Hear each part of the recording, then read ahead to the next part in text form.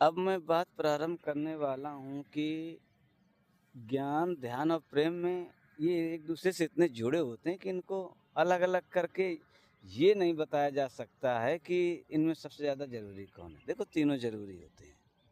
तो बात प्यार की कर रहा हूँ, जो मैंने महसूस किया है कि प्यार एक महसूस करना ही तो होता है, पाना नहीं होता है, महसूस करना होता है।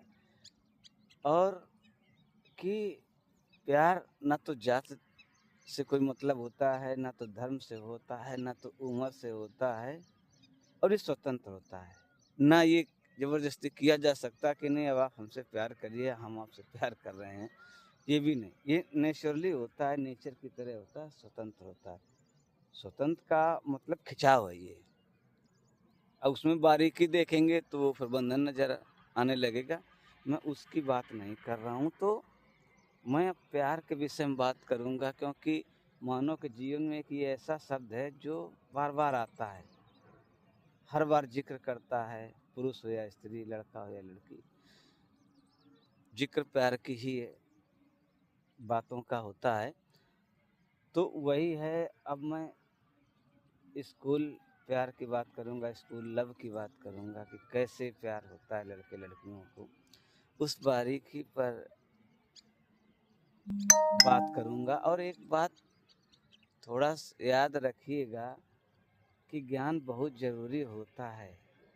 समय से पहले समझ आना बड़ा कठिन होता है, यानी समय के साथ अगर किसी को समझ आ जाए तो बहुत अच्छा होता है। सबको ये नहीं मिलता है। मेरे लिए मेरे एक भाई साहब ने कहा था, आलोक भैया ने,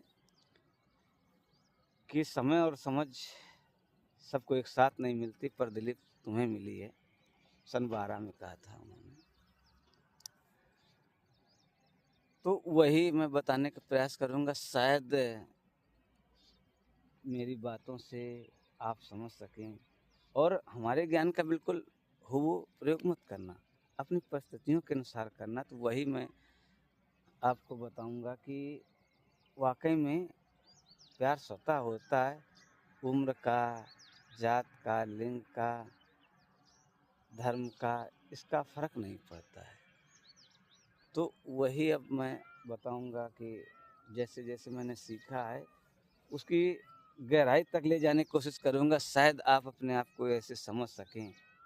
और वाक़ई में प्रेम सिवा कुछ है भी नहीं इस दुनिया में। उसे महसूस करते हुए अपने मन की यात्रा पूरी करनी, और सबको मन की यात्रा पूरी करनी होती है।